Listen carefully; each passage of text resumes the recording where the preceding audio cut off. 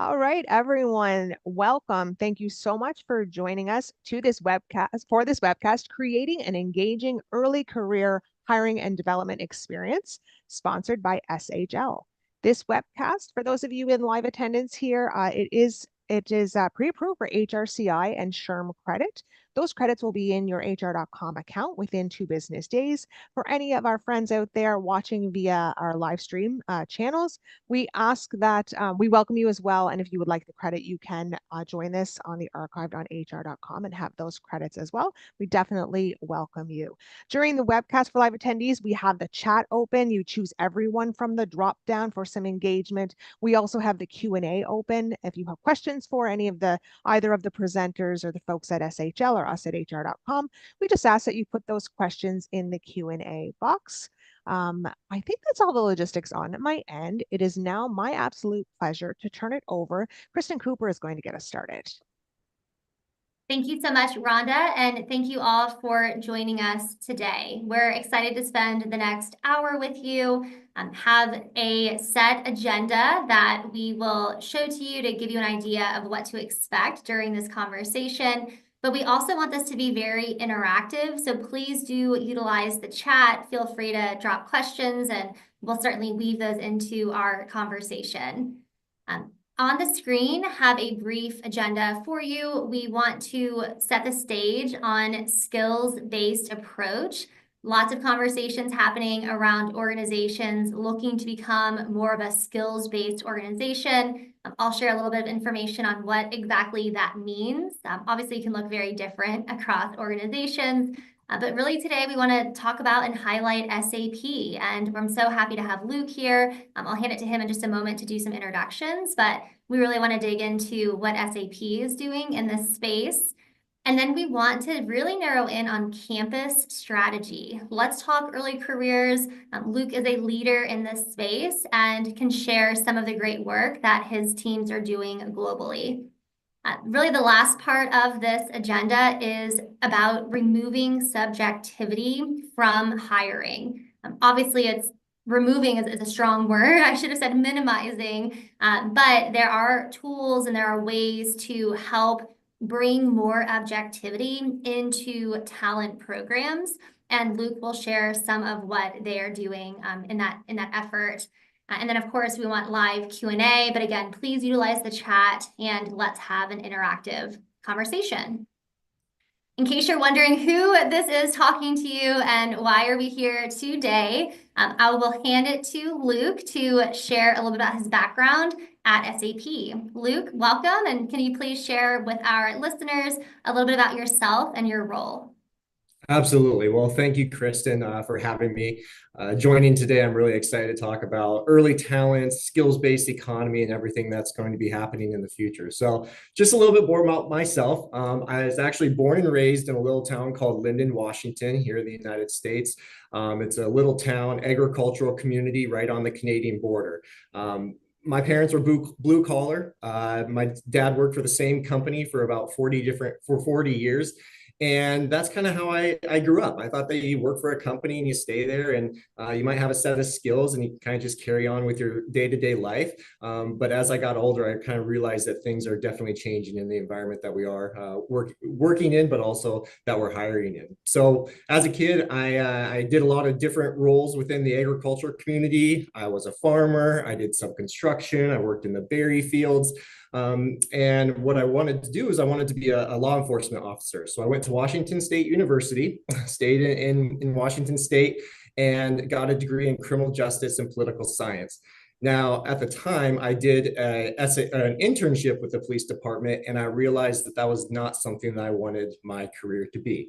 Lo and behold, I was putting myself through college, and to change a major, in the final year of a 4-year degree was not necessarily something that I was going to be able to do. And so I was kind of stuck. What am I going to do after I graduate? What kind of role am I going to get into? But I had always known that being, growing up on a farm, working in construction, I had some innate qualities that might not necessarily translate to the corporate environment, but also a lot of innate qualities that really did translate to that corporate environment. And so through speaking with some friends, I think anybody that lands in recruitment or talent attraction might always say, I fell into it. I kind of fell into recruiting. I was good at socializing with individuals. I really have a passion for helping people and figuring out what they want to do in their careers. And so I got a job at a staffing agency working for a company called Aerotech Scientific.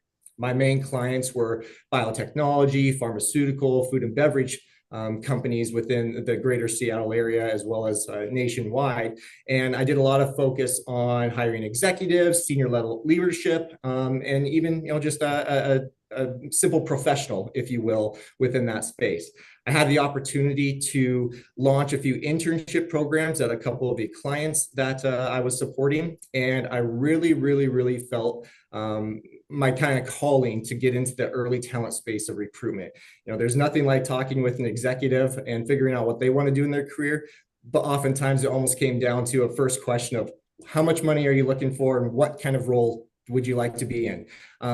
And that's fine and dandy, but the passion that aligns with early career talent is really kind of what I was shooting for. And so in 2014, I have an opportunity to be the first university recruiter for Concur, which 3 weeks after I joined was acquired by SAP. I helped launch the SAP Internship Experience Program, which is our flagship intern program that has now expanded globally. I've done a few different roles within SAP itself. I've been a principal recruiter, I've been a manager, and that is leading to what I currently do, which is lead all student hiring within the Americas, so all the way from tip of Canada down to Argentina. Currently, I have a team of recruiters that focus on student hiring, so that's into our IXP program or our vocational training program, and it's just been a phenomenal journey so far. So I could almost say that I am almost a product of a skills-based economy. I was very fortunate at I won't date myself, but a decade or so ago where I had managers and leaders that hired me based on some of the competencies that I had, not necessarily the direct skills, because as you can imagine, milking a cow doesn't translate quite nicely into writing emails and working in a corporate environment. But nonetheless, I'm happy to be here and talk a little bit more about the skills-based economy within the early talent space. Awesome, Luke. Well, thank you so much for sharing a bit about your background. And I can see certainly the correlation between working on a farm, that experience of learning hard work and how you apply that in your day-to-day and leading teams. So I think that's a really great example of tapping into skills into a professional environment. My name is Kristen Cooper. I lead our solutions consulting team at SHL. We are a team of industrial organizational psychologists and software engineers who really help to match our clients' talent challenges to our technology and to our consulting services. Every second of every day, someone around the world is completing an SHL assessment. So I'll draw from some of that experience that I have serving our clients, as well as my experience as a client of SHLs for almost 10 years, as I bring some of our stories to life here in this conversation. I am based in Auburn, Alabama. Similar to you, Luke, I went to university for a different field than what I'm currently in. I actually wanted to be a social worker until I had an internship at a domestic violence intervention center, and it was just really hard for me personally, and that really led to me transitioning into psychology and then into the world of IO. But again, I think it's important to understand how any sort of education, training, certification, high school diploma, how can we utilize these skills of our candidates and of our employees and really apply those skill sets to the changing nature of jobs? Which really brings me to setting the foundation of skills-based talent programs. Again, there's so much that can go into this, but I wanted to just share a little bit of research to set the stage for the rest of our conversation.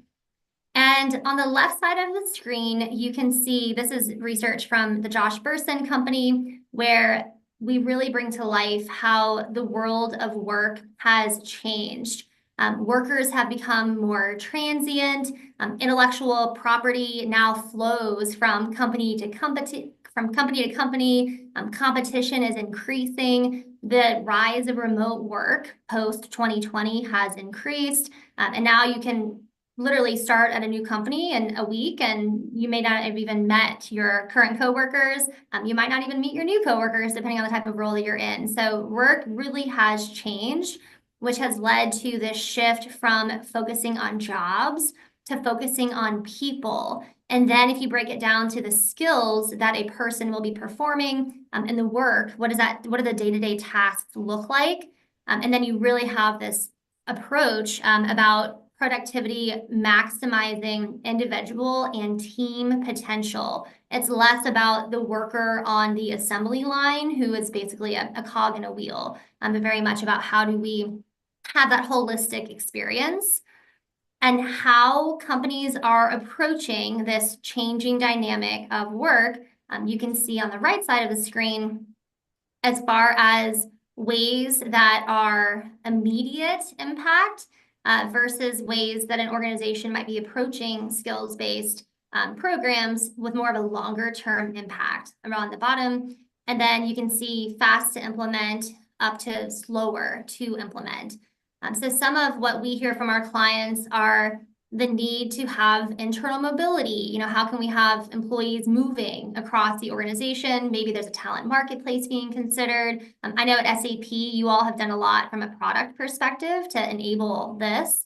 Redesigning work, what do we need to plan for in the next 3 years? What jobs will exist that do not exist today?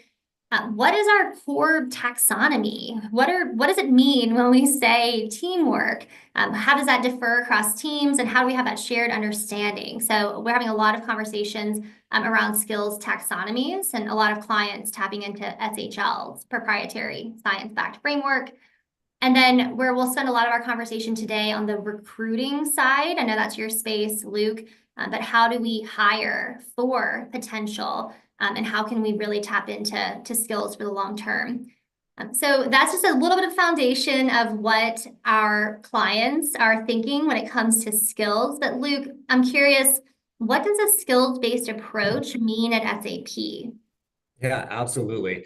I think every company is going to have a little bit different understanding of what skills-based approach might mean for them. What is the easiest to implement? What has already maybe made baby steps toward recruitment, but also management of the current workforce and the skills competencies framework and whatnot. But from SAP's perspective, we're really focusing on hiring talent that is going to exude the transferable skills, regardless of function or role that they might be in. I think in addition to that, it really means helping employees to maintain and develop the current skills that they have and be able to adapt and pivot in anything that we might see coming in the future.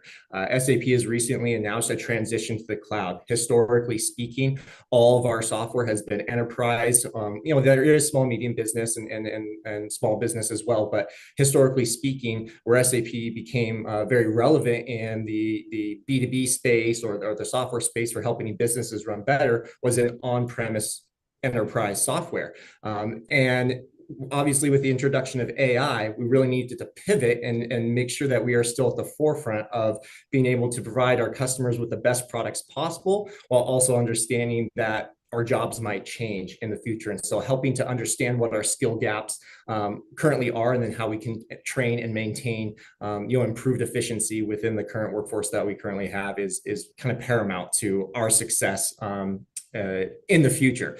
We don't want to be left behind. A lot of people that may have or not heard about SAP might not just be familiar with them. We're not a Google, we're not a Microsoft that has individual consumer products. And so if those companies that are competitors are using artificial intelligence, are focusing more on a skills-based taxonomy, SAP cannot be left behind in that. And I really think that transition so far is going quite well. It's not just about SAP focusing on skills though either. How can we transform our partners, our customers, our clientele, anybody even from the underrepresented populations? With a skills-based taxonomy, it really helps with the democratization of ability to be considered for roles. Someone like myself that is a farmer probably never would have been considered for a corporate HR role. unless they had looked at some of the intangible skills that you can't necessarily see on a resume, like drive, innovation, ability to deal with ambiguity and have challenging situations. So being able to help our partners in that space is really important as well, and really just for the good of humanity. We are a company that really values our people, and so with the skills-based economy, it really kind of removes a lot of the bias and helps to kind of focus on more of the important things that are going to not only help the individuals that we hire, but also the current employees that we have, and then those that might be hired in the future. I think second approach when it comes to the skills-based economy is just our transformation to the cloud. Development work, product managers might not have the exact language or understanding of what AI is going to mean for our product or how that's going to impact our customers and clients in a positive light. And so being able to transform and reskill some of those individuals that are already acclimated to SAP's culture, the tech environment, or even the products and services within different industries and functions around the world is very important to be able to adjust and pivot and be able to transform in a timely manner.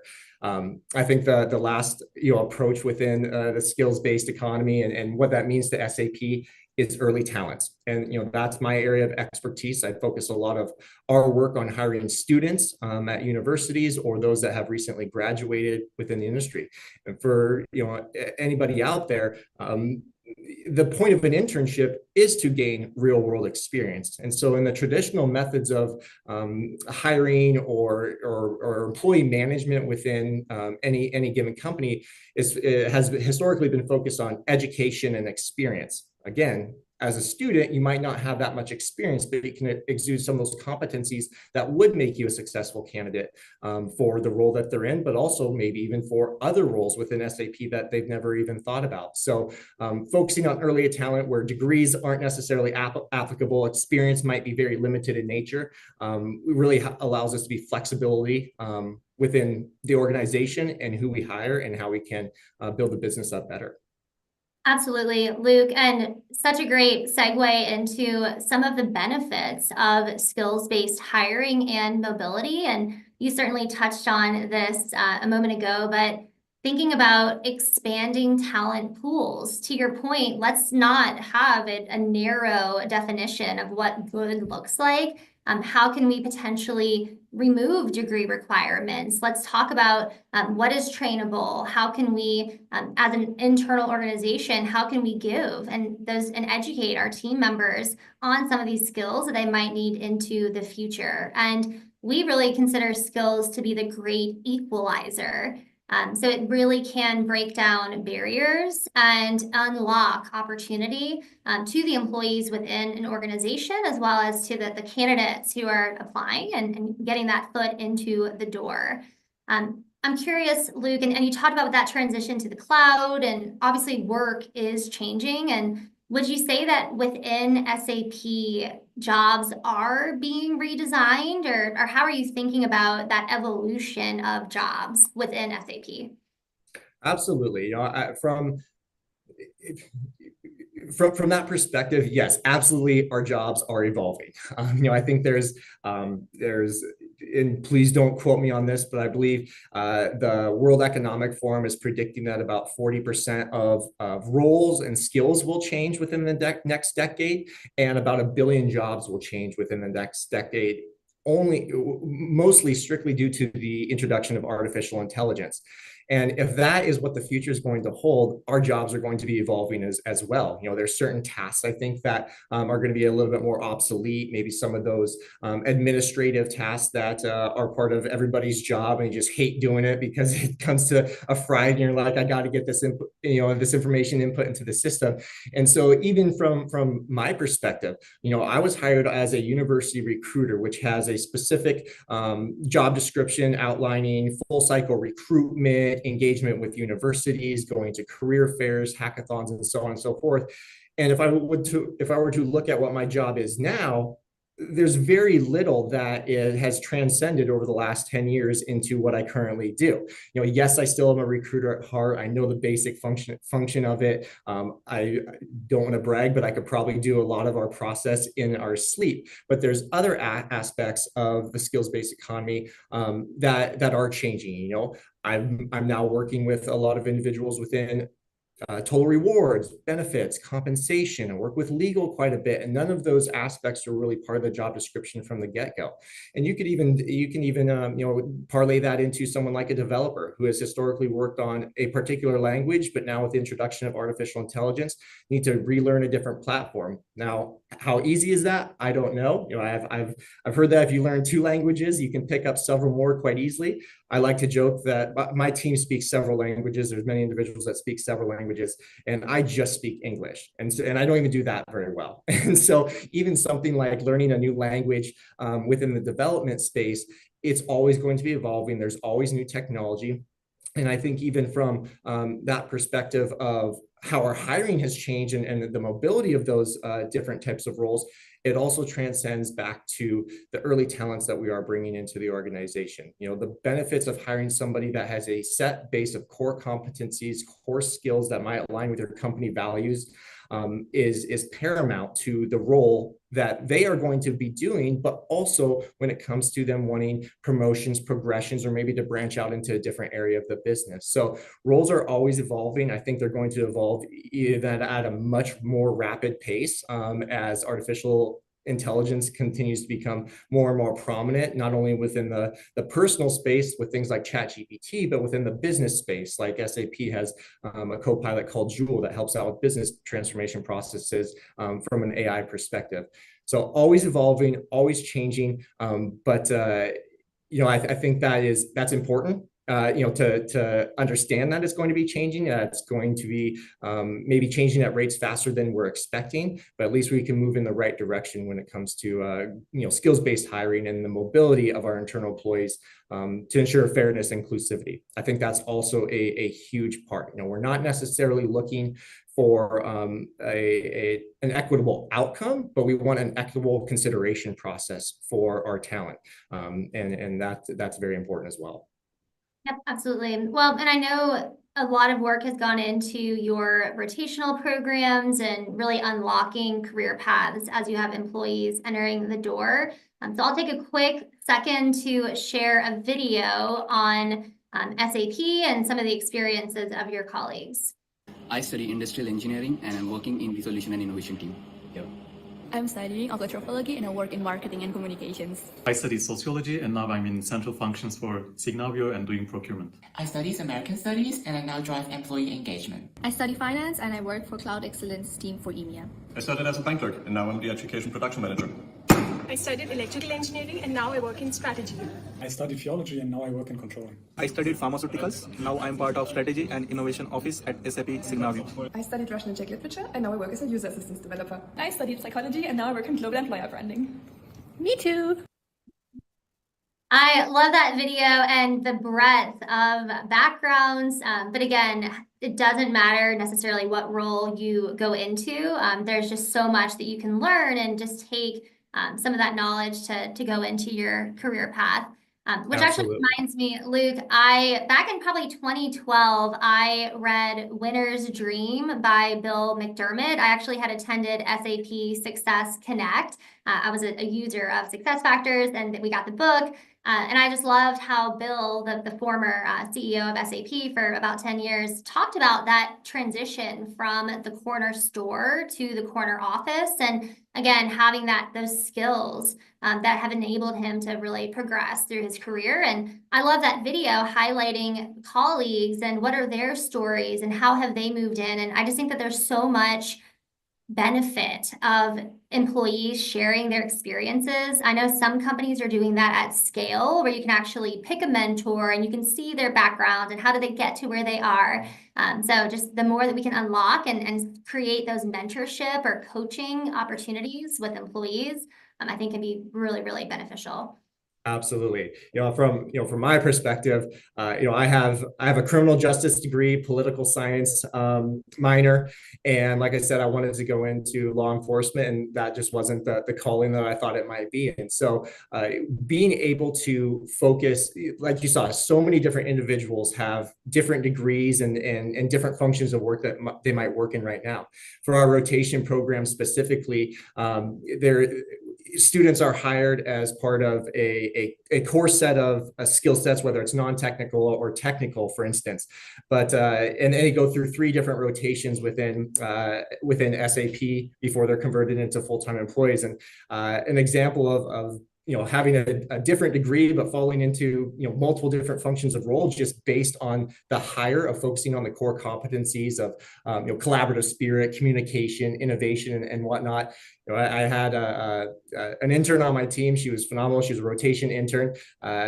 But she started out in a UX UI rotation where she was doing a lot of graphic design. But at the same time, she had a psychology degree. So psychology degree going to UX UI, but really liked working with people. And so did another rotation with my team in talent discovery, so an HR function. And then now has been hired as a full-time individual as a technical consultant. So, psychology degree, technical consultant, maybe not, but ultimately through hiring of the core competencies, she had 3 different rotations with 3 completely different functions, but having the baseline understanding of what her skills were and how she can, succeed in the different environments, quick learner and whatnot, has allowed her to do different roles at SAP and then also move into a full-time role that wasn't even what she might have thought that she was going to get into, when she first started the rotation.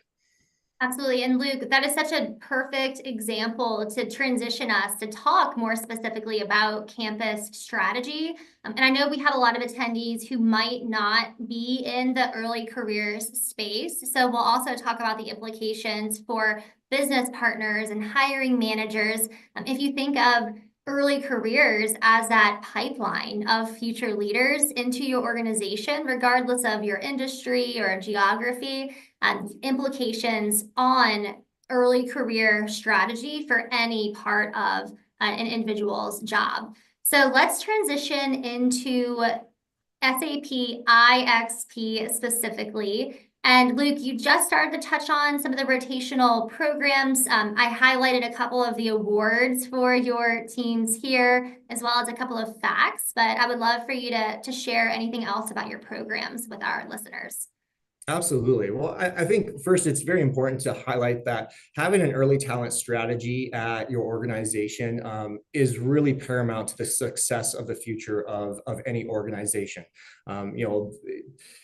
You could go on and on about the difference between millennials and Generation X and baby boomers and Z and whatnot. But when it comes to the early talent market that we're currently facing, there's a lot of employees that are at the upper end of their career that will be getting ready to retire soon. Those individuals, born, raised, and lived in an environment where computers weren't as easily accessible, let alone having an iPhone in your hand at any given moment.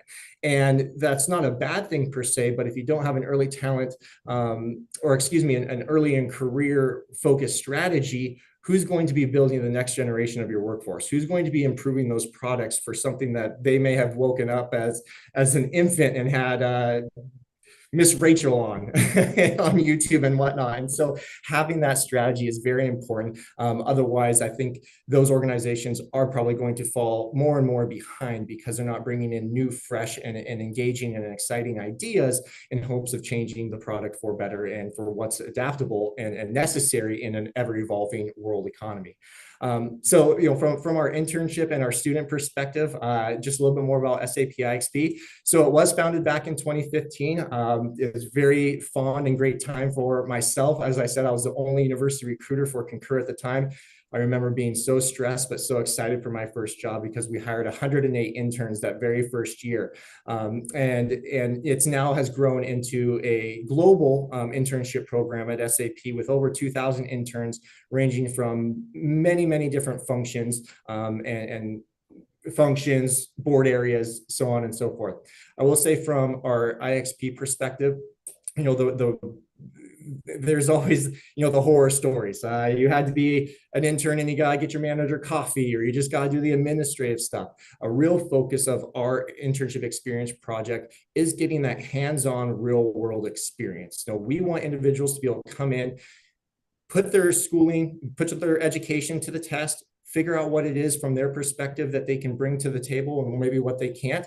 But none of the administrative stuff, none of the busy work that is part of every job, but really, really focusing on how they can make a real world impact on us and SAP, but also on them and their own personal development as well.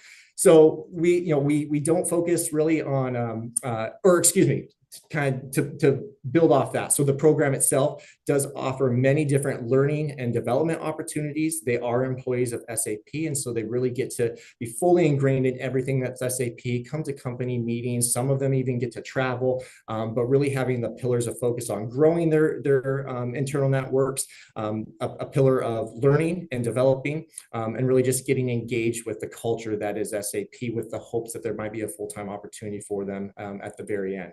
Similarly, our rotation program is student-focused and is located in such specific parts of the world where they do a rotation between different functions of role at SAP.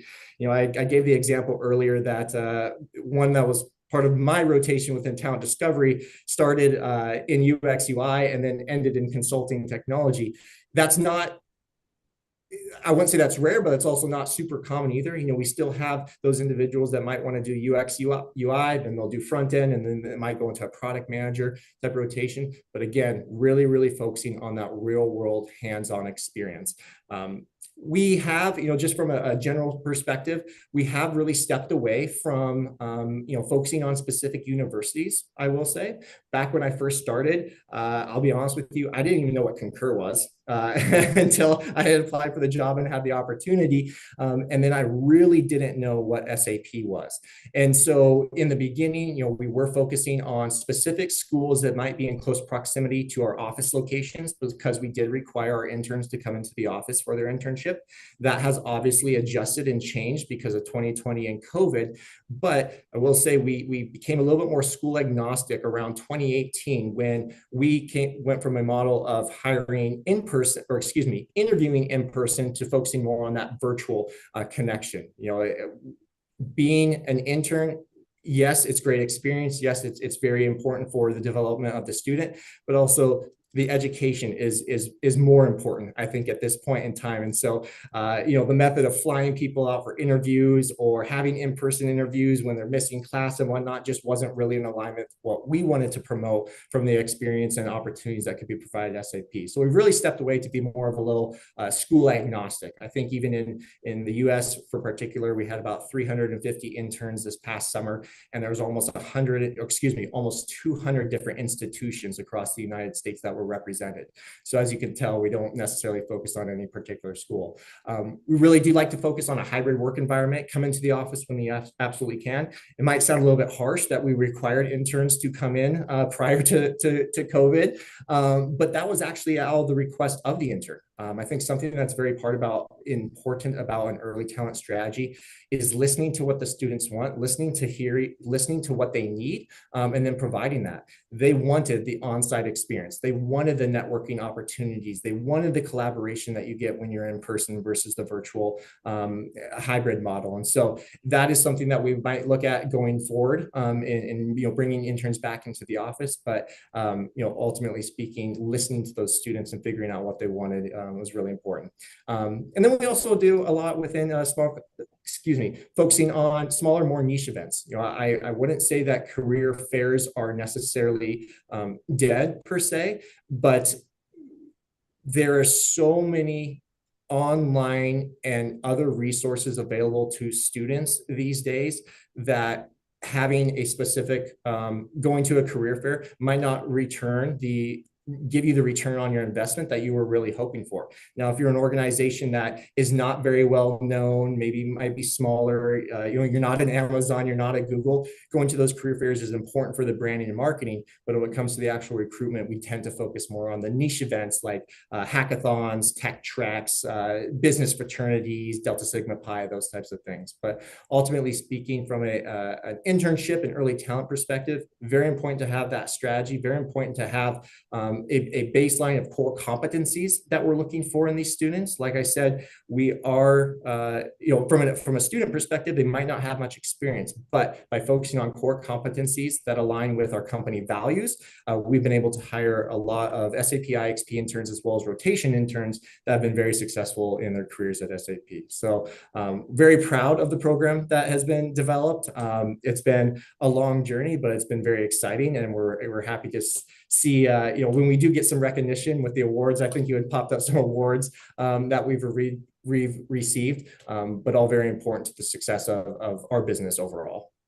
Absolutely. And Luke, I love what you shared of becoming school agnostic, utilizing technology to allow interviewing. And in a couple of moments, we'll shift into how to add objectivity to hiring programs. And we'll talk a little bit more about interviewing. But I just want to share a story. Yesterday, I was talking to a coworker, and he was describing his teenagers, and they have this headset for virtual reality where they put it on and they've built their room where they have 4 different screens, and they're in a living room and they can watch the basketball game and football, and they're playing a game. And I have not put one of those on, but he was describing just how they've created this space. And my mind went to, goodness, talk about multitasking and the ability for early career talent to enter the workforce and not have difficulty navigating multiple screens or multiple browsers. So they're using technology. Let's put technology into our hiring programs where it makes sense. And of course, it's accessible and, and fair.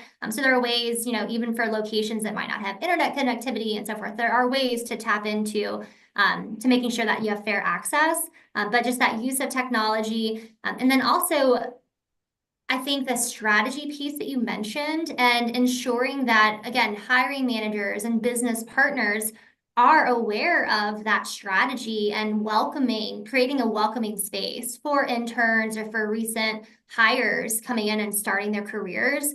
No, it is not about going and getting coffee. It's about having challenging programs and solving problems. So I think that SAP has done a really great job of sharing that strategy and making sure that your business partners are aligned. And we did receive a question from Marcus. Marcus, thank you for dropping that into the Q&A. And Marcus has asked, when developing your early career strategy, how did SAP identify the core functional areas and core skills of the rotation program?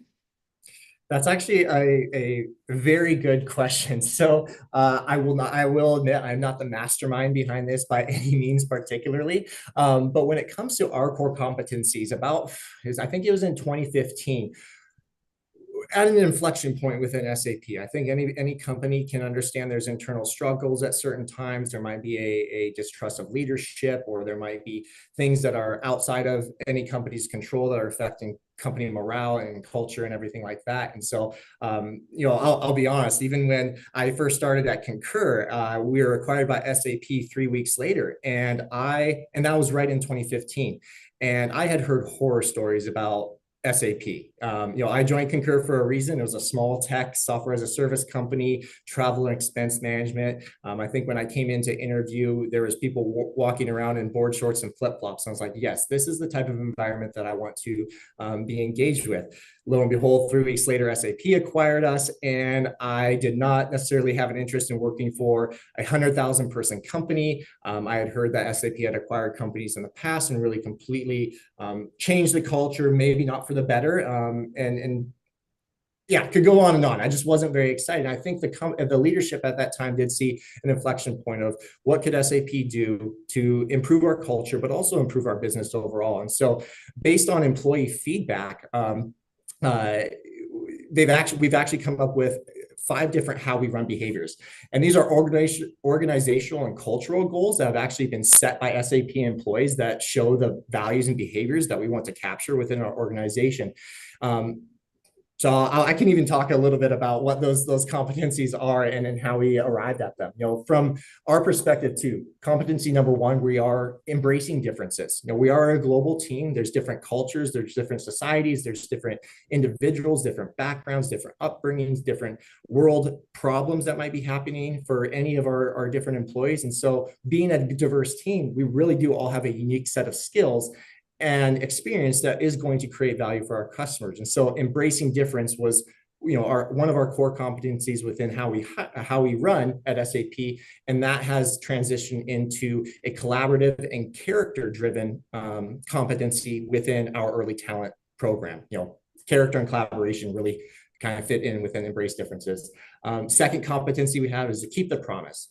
We have a long history of solving complex business issues within SAP, but and that's why our customers trust us, but we need to continue to work as one team that can earn our trust, deliver on those best outcomes, and ultimately do that in the simplest way possible. So keeping the promise for what we are about at SAP leads into a competency of perseverance within our early talent strategy.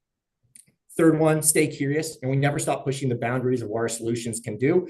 I think that really came to light with the transformation to the cloud. So this, I'm not much of a premonition individual, but our leadership definitely thought if we are going to be transitioning to the cloud and artificial intelligence is on the rise, we do need to be able to stay curious and never stop pushing the boundaries of what our solutions can do. And that's led to the core competencies of initiative and innovation within our early talent strategy. Next one is building bridges, not silos. Putting egos aside, work towards a common vision. And, the competition is outside, it's not inside, has led to the collaborative competency within our early talent program. And the final one is tell it like it is. So build trust beyond by being honest, authentic. We're professional, we're constructive. We create platforms that help people to openly engage even on different ideas. And so that has led to the communication competency within an early talent framework. Now, I don't necessarily think that every organization has maybe some of these core competencies, but really establishing what you want for your culture, for your vision, for your business to succeed, and having that outline as a background and a backbone, if you will, for how the future how future hiring should take place was really helpful in our early talent strategy. So relating our early talent strategy to the business objectives of the company, while also listening to what employees are securing and seeking within their organization, I think are very important from an early talent perspective. Because you would be surprised, all of those competencies I listed off were by our professional full-time employees that included executive leadership, but they're very, very, very transferable and very, very similar to what early talents are looking for. They are looking for those long-term opportunities. They are looking to provide value to an organization, and that has been key in the success so far within the early talent program. Absolutely. And Luke, I hope our listeners are writing ferociously notes on what you're sharing. I believe that what you just brought to life, that science-backed approach that you all have gone through to create that core foundation, and then also that agreed upon language. You all are very intentional on what each of those traits are, how to measure them. And I think that's a great segue into this example. We did not, for illustrative purposes, this is not SAP's model, but if you just think about a general company, what are the skills that are required for anyone going into a role? So in the example that Luke just walked through, you would have communication, perseverance, curiosity, innovation along this side. And then you think about each stage of your selection process and what can be measured, as well as what is trainable, and what do I need to be selecting my talent on, or potentially screening people out on who might not have those capabilities that are more difficult to train. So just if you think about the steps of your process, you might have an in-person meet and greet. So perhaps you are on campus. Your recruiters are likely doing some sort of a resume review, but do you have documented and do you have agreed upon what your recruiters are screening for, what they're looking for? Having that consistency and ensuring that what is being reviewed is job related is a critical part of this process.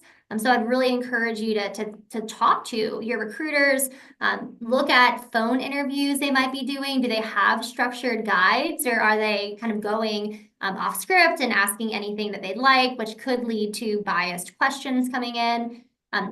Are you using an assessment in your process? If so, what is the assessment measuring? Is it job related?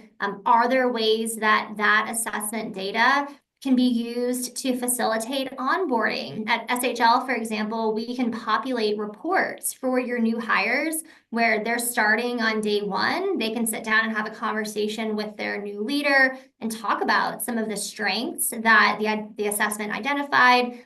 What are some areas that we might need to develop and grow in my first 30, 60, 90 days? And using that objective data point to have that conversation, as opposed to waiting for 3 months on the job. My boss is seeing, trends about me, but perhaps they could have found out some of those things earlier on, and we could have had a conversation about it. So again, really facilitating that relationship between a new hire and their manager. If you think about a one-way interview, so that's technology that SHL can power. Perhaps your candidates are answering questions, submitting them for a recruiter to watch. If a recruiter is scoring a one-way interview, is it objective criteria that ties back to the job? Again, it's not subjective, just opinions of what success looks like. Let's be really fact-based on what we're measuring here. And then perhaps you're using a two-way video interview. Do you have a technology where you have standard questions, you have probes, you have the ability to score right there within that interface? Again, that's all capabilities within SHL. But Luke, if you could share with our listeners, how has SAP embraced this holistic approach to selection, as well as using assessments to bring objectivity? Yeah, absolutely. So I was actually going to kind of follow up with, another important aspect of the core competencies and how you just define that not only within an organization, but then within your early talent program, is you really do want to make sure that it is a global approach. Every different region has different cultures, different legal rules, different maybe even different job functions as well. But when it comes to a core competency from a global approach, we want to be able to hire an IXP intern in Germany that's working on development that is the same caliber of IXP intern working on development in Brazil. So having that global approach and understanding of what those core competencies are necessary within a global approach, because we do want our workforce to be, flexible and fluent and transferable at any given moment, even though a job description might be a little bit different, or obviously the culture or the location might be a little bit different. And so from an objective perspective, SAP has really approached it and accepted it from that global perspective. Whether we like to admit it or not, there is a lot of bias when it comes to hiring managers, hiring teams. Even recruiters can have bias in the applications that they might be looking at. Now, I'm not to say that that's violating any policy per se, but there are unspoken biases that sometimes kind of seek to the forefront of any given interview. Say, for instance, an employee or a hiring manager graduated from Stanford and they only want to look at Stanford alum. Now, there might be a very well-deserving talent at Stanford that will be hired into the position. But overall, we're looking for the passion of the individual over the pedigree of the individual. And so when that comes into place, having the global approach and being able to accept it from an objective standpoint is very, very important. I think the biggest impact that SAP is really seeing from that standpoint is within the early talent space, because of the lack of experience or education that our students might have in coming to the internship program. So there's really no better place to start, I think, when you're talking about objective data, from an assessment perspective, from a technology perspective, is focusing on those that might not have the skills or the education quite yet, but they do have those core competencies that could be transferable transferable within any region of SAP. So it's being fully embraced right now. I think there's still a lot of work to be done, especially when it comes to our creation of job descriptions or maybe the specific questions that might be answered in the interview process. But overall, we are an organization and a company that likes to move in one direction and kind of blanket those requirements to every individual across SAP, so that we don't have different pockets where our China team is doing a phenomenal job of hiring for competencies, but our US team might still be hiring for education and experience. We can't have that if you really want to move the needle in any organization, especially a large organization. Having different little pockets of people kind of going rogue can be very challenging. So overall, I would say the acceptance has been very, very good, and I only see that getting more and more relevant as the future continues to transform. Artificial intelligence continues to force people to adjust or pivot maybe what they're doing in their overall career. By focusing on that skills-based approach, we can really make that informed decision to hire better talent that's coachable, driven, adaptable, than if we were to kind of pump the brakes and still want to do things in the old fashion. I don't know if anybody's been looking, but even behind me, my original title was Director of Student Talent Engagement and Attraction, and we've just recently adjusted to Talent Discovery to really kind of encompass what it means to be a recruiter and finding the right talent for SAP. And so when you're moving in a direction of moving to a skills-based economy, having that full perspective of what you're currently doing, where the gaps might currently be, and knowing that we have to focus more on those skills in the future is really going to move the needle in the right direction. Yes, absolutely. And I do think it's important to mention just not all skills are equal. I mean, there are different types of skills. One analogy that I think is really helpful is to think of skills as a part of a tree, if you will. Just as seasons change and leaves are shed, there are perishable skills. These might be certain technologies that your employees will have to keep up with. Perhaps it's an annual type training that they need to go through to maintain. You have semi-durable skills, and then you have more durable skills and competencies. That's really the root of who someone is. Those are those things that are harder to train. It's harder to change someone's personality than it is to teach them a hard skill or a technical skill, as an example.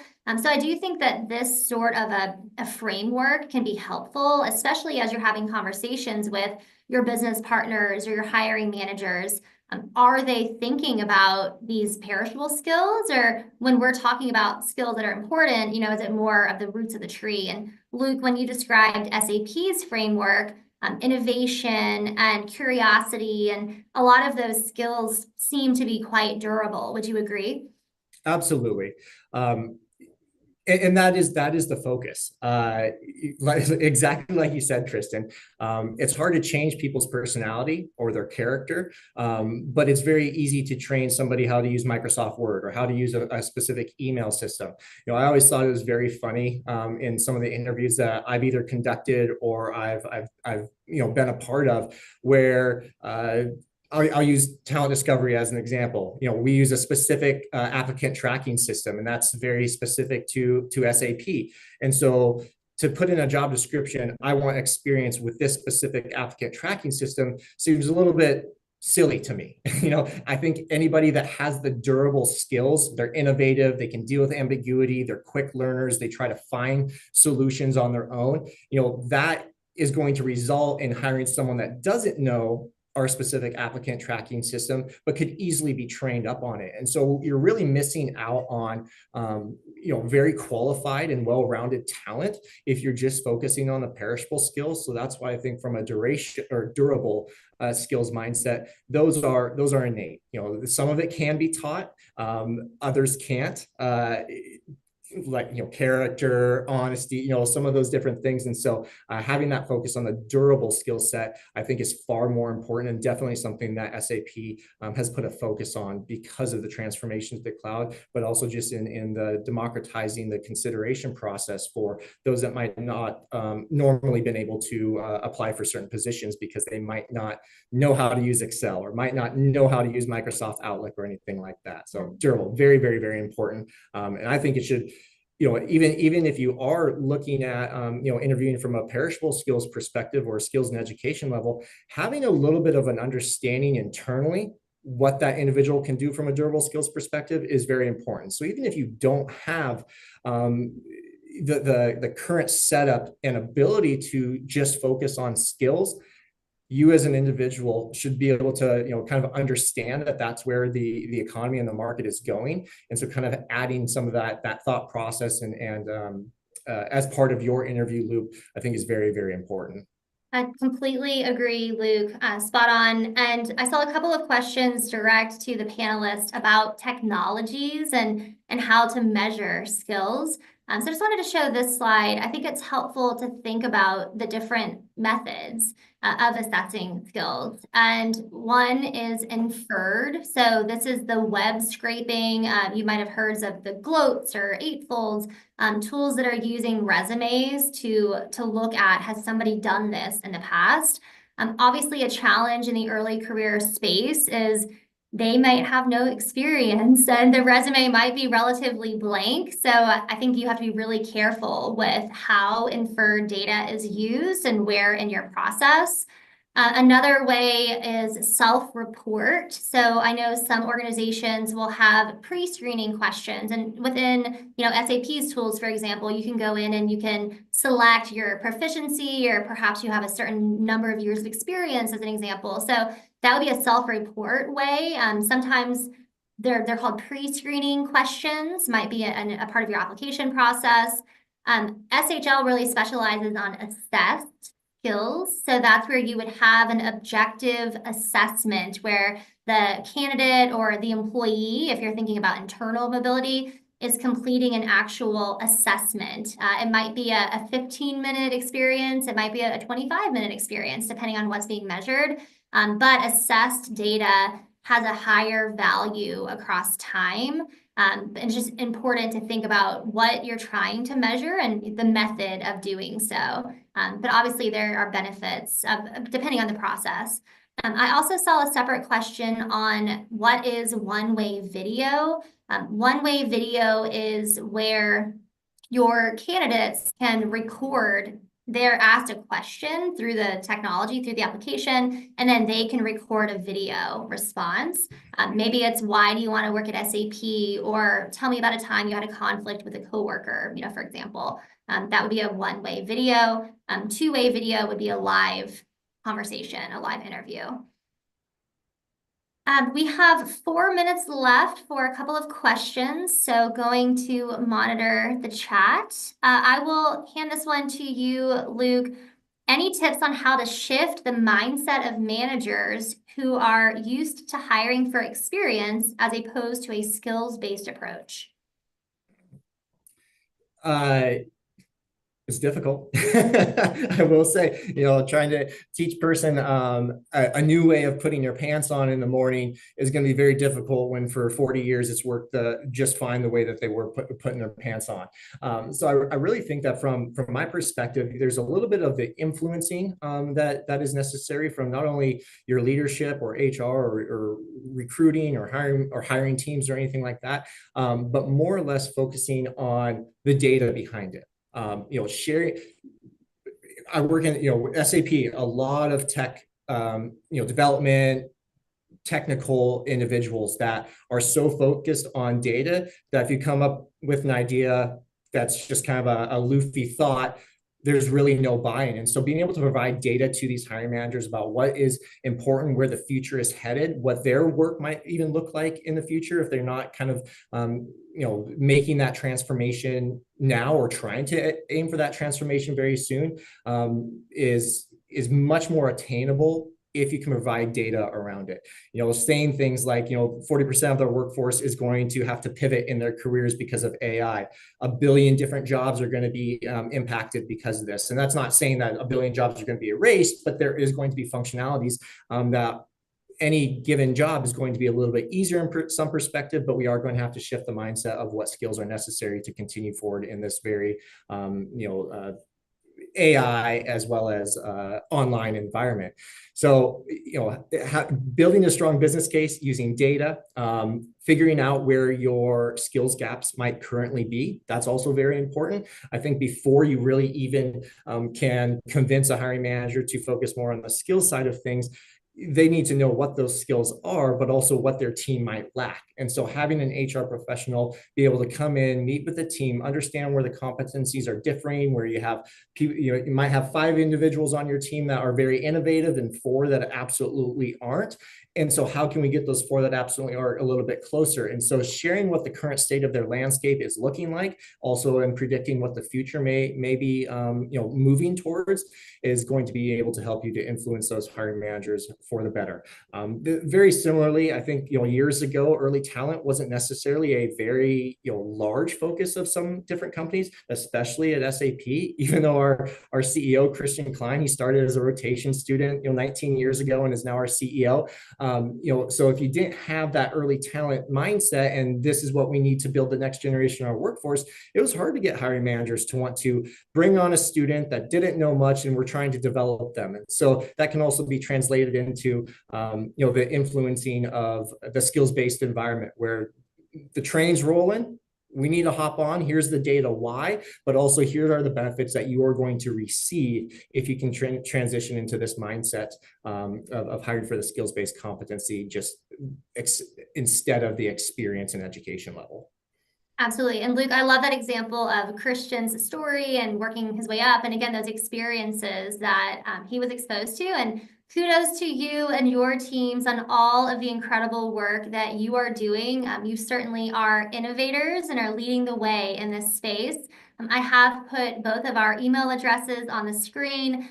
Please do connect with us on LinkedIn. I hate to cut the conversation because there's so many other questions, Luke, that I would have loved to speak with you about. But I encourage you to all follow us. To your point about HR professionals coming in and being that partner, if you feel like you don't have the resources internally to do that, certainly SHL has the psychologists that can come in and help you, as well as the tools that can equip that measurement strategy. Again, thank you all so much for your time. Luke, any final remarks for you? Just thank you so much for allowing me to speak today. This is a space that I'm very passionate about, and I definitely think that this is the way of the future.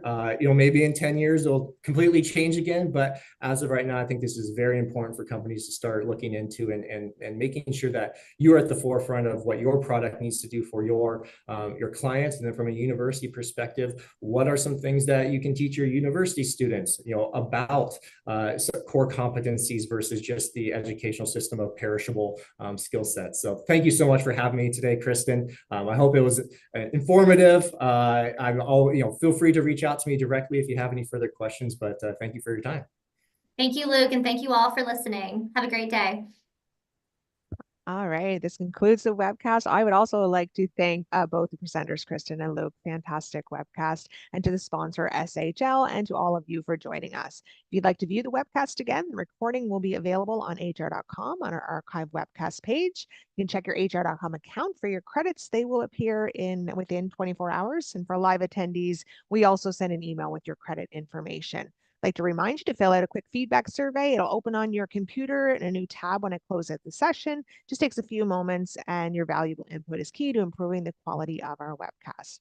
And for those of you joining us via live stream on any of our social channels, we invite you to view the archive webcast on HR.com at any time, and you also receive those HRCI and SHRM credits.